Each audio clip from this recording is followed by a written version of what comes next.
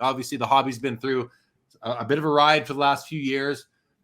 How do you see 2023 for the hobby? How do you see it rolling out? And if you want to bring in Fanatics, that's fine. Their kind of impending takeover of football and basketball on top of already owning Tops in baseball. What do you see for 2023 in our hobby? And I'm not just talking about values, Sasha. I'm talking about engagement. I'm talking about volume. I'm talking about energy. How do you see 2023 shaping out? Yeah, I mean, I guess I'll expand on that question and go 2023 and beyond. I think it's hard to project 1 year out. I mean, just in the next year alone, I think some prices will stabilize, some prices will continue to go up. I think you're going to see a year kind of where some assets will bottom and start going up, and other things will keep going down. I think from an interaction standpoint, social media continues to grow. I think the amount of people kind of online collecting cards continues to grow. I see more collectors on Instagram every day. So I think in terms of engagement, that continues to grow. And I think there's no sign of that slowing down by any means. But looking at the hobby, I think one thing that I've learned is just looking at the past example of when Topps and Upper Deck ran football and basketball, and when Panini took over, that was 11 years ago, right? So we have a recent example where we had a complete shift in the industry and kind of sports rights moving over to another company. Excuse me. So I think you could easily just look at that past example and learn from it, right? So when I was in the hobby back then, Topps and Upper Deck, they just began completely overproducing things at the end to get rid of their inventory, right? So I think that's not really surprising now. And you're also seeing, right, you're obviously seeing overproduction of a lot of things. I think you're probably going to see them start trying to you're going to see Panini try to use up all of their inventory, all their extra stickers. You're going to see a lot of their insert sets grow. You're going to see their checklists grow. They're going to be trying to get everything out because they don't want to be sitting on stale inventory. Because once they lose the rights to the sports leagues, right, they can't do anything with it. And so I think a lot of products it'll look like they're just flooding the market with a lot of things, right? And to some people, for me, back then when that was happening, Upper Deck completely flooded the market with jersey cards and other things. And to me, I thought they were ruining the hobby. And then shortly after, when Panini took over, their inaugural products, they were hated like a lot of things. In this hobby, believe it or not, a lot of the new products, when they come out, they're hated, right? Even the 1952 Top set, the iconic set, they dumped half the product in the Hudson River in New York because no one would buy it, right? And now it's one of the most iconic sets ever. So I won't be surprised if Panini floods markets with all their inventory unless something changes with the league rights in the next couple of years. I think Fanatics will come out. Their first probably few products will be hated and undesired. But down the road, those will be the desirable products. So they're their inaugural Fanatics products, right? Yeah. So a lot of me, I just look at the recent trend, what we saw 11, 12 years ago to kind of see what will play out in the near future. I got a few comments on all that. There's a lot there to chew on. So let me start with this one. Because we now have hindsight and we know that first year of Panini Prism in 2012 is now like gold, never mind the gold cards, the silvers, and even some of the base cards.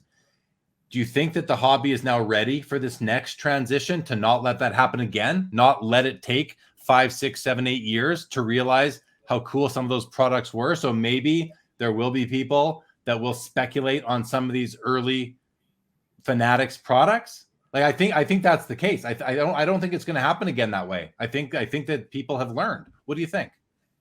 Yes and no. I think it's relative. I think some people back then were saying the same thing, right? But overall, I mean, Fanatics has already come out with some of their zero cool products, right? And they're not really. They might have been hyped up initially, but they never really took off, right? And you could say, hey, their inaugural products are already out, and no one likes them. Right, that's kind of already happening before our eyes, and they might have been hyped up initially, right? But since then, they've completely come down. And I think some people will say they're smart, they're going to enjoy the Fanatics products, all that. They might say that now. Once Panini goes away and you lose Prism and all that, some people, I think you'll see some people miss that. But then again, obviously, when the first Topps Chrome inaugural Fanatics product comes out, hopefully that might be hyped up. A lot of people probably get all on that train. But then again, a lot of people will say, well, this isn't the same Topps Chrome that it used to be. There'll probably be 10, 15 parallels of everything, right? So yeah, you can make an argument either way. There. The other comment is that we already have a case study of when Panini lost a license and had to dump all their inventory, like all their memorabilia, when they lost their hockey license. Their last year was 13-14. and they put out 2 products that were filled with memorabilia. One was, I think they called it Rookie Anthology, and they just dumped memorabilia into it. And the other one was National Treasures, which is to this day a favorite set among hockey collectors because it's beautiful. And there's so many great cards in there that are memorabilia based. So I think you're right when you say that Panini is going to, now this all assumes that there is no deal to be had between Fanatics and Panini. And I don't know that, I kind of think there must be something there, even if it's just an inventory buyout. But I think there's going to have to be something there. Just my own thoughts.